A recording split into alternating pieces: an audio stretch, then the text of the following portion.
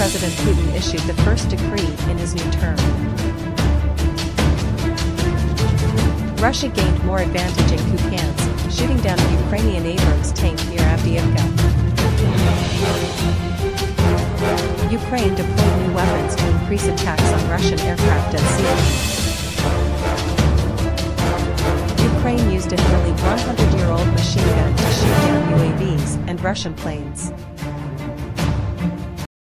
Russian President Putin issued the first decree in his new term. Russian President Vladimir Putin issued his first decree after taking office for his fifth term on May 7. According to TASS news agency, Russian President Putin has set a series of priority goals in the first decree issued after his inauguration on May 7. Below are the main goals outlined in the ordinance. The decree sets out 7 national development goals, including preserving population, promoting health and improving people's welfare and supporting families, exploring and fostering each individual's talent, sustainable and strong economic development, digital transformation. Regarding economic and technical development, the Russian government sets goals: becoming the world's 4th largest economy, ranked among the top 10 countries in terms of amount of research and development, reduce the import rate to 17% of GDP, establishing a partner network with countries. Regarding population and society, Russia must achieve the goal of increasing the average life expectancy to 78 years, increasing the birth rate to 1.6%, and reducing the poverty rate to below 7% by 2030. In terms of infrastructure and ecology, Russia will carry out large-scale upgrading programs in public utilities, improving space and innovating public transport. Regarding digital transformation, Russia will ensure information security on the Internet and create a system to effectively fight cybercrime. Regarding new national projects, the Russian government is responsible for launching 10 new national projects before September 1, and the cabinet must present a comprehensive plan to implement national development goals for the period up to 2030. And vision to 2036 before December 31. President Putin was sworn in for a 5th term on May 7, a term that will last 6 years. Like other oaths of office, Mr. Putin placed his right hand on the Russian constitution and read a 33-word oath pledging to defend the country, protect the people's freedom, democracy, and independence. Independence, autonomy, and territorial integrity of the country. However, Kremlin spokesman Dmitry Peskov said that the difference this time is that the new Russian constitution was prepared for the inauguration with 2 important amendments, including the confirmation of the end of presidential terms.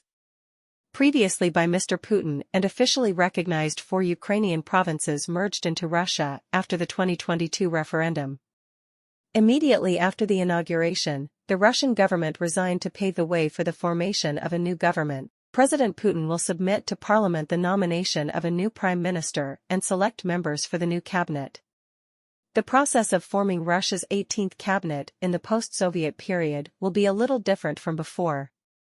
The 2020 constitutional reform empowers Parliament to approve every minister nominated by the executive branch, instead of just approving the prime minister.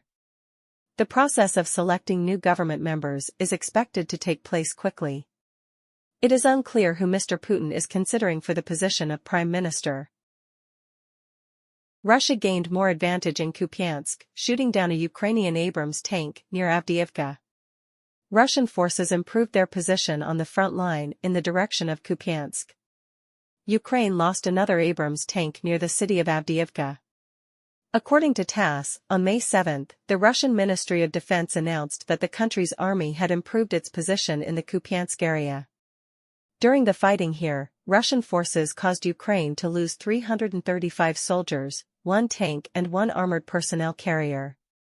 Not only did we have the advantage in Kupiansk, we also eliminated from combat 600 soldiers and 1 tank of the opponent in the Donetsk region in the past 24 hours. On the entire front, the Russian Air Force and artillery have trained attacked enemy bases in 128 areas, the Russian Defense Ministry said.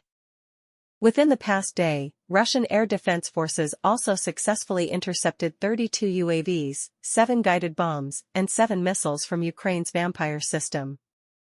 On the same day, Belgorod Governor Vyacheslav Gladkov accused Ukraine of using UAVs to raid this area.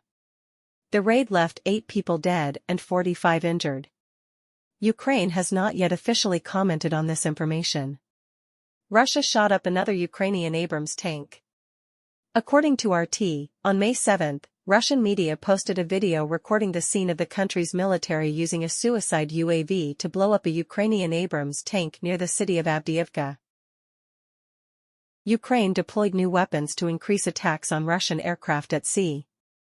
The Russian Ministry of Defense released a video showing a Ukrainian unmanned surface vessel, USV, equipped with R-73 anti-aircraft missiles attacking a Russian helicopter in the Black Sea. The Russian Ministry of Defense on Monday, May 6, published a video on social networks allegedly showing the destruction of a Ukrainian USV equipped with R-73 anti-aircraft missiles. The video shows the Russian military firing from a Ka-29 helicopter at a drone ship at sea and apparently hitting the missile, causing it to explode. The video was shot from sea level, possibly from a ship or the shore. According to Militarny's Defense Affairs website, the footage shows that the appearance of the structure on the Ukrainian USV resembles the Soviet R-73 air-to-air missile. The R-73 is a short-range air-to-air missile, but it can also be launched from ground bases.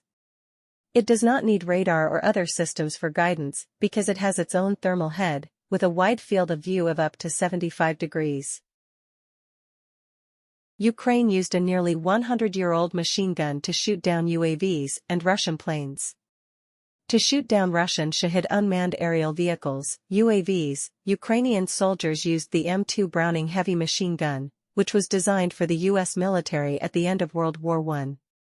Kyiv Independent newspaper reported that soldiers from Ukraine's 117th Territorial Defense Brigade are using a variety of guns including M2 Browning heavy machine guns to shoot down Russian UAVs and reconnaissance aircraft. The M2 Browning machine gun is used by the U.S. military during World War II to this day. This weapon was designed in 1918, the last year of World War I. It began production in 1933.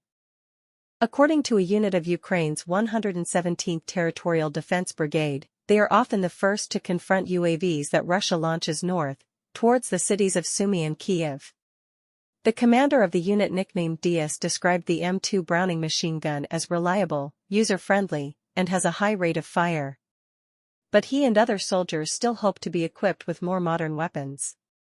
Mr. Dias's unit has 16 members, and they were all civilians before the outbreak of the Russia-Ukraine conflict.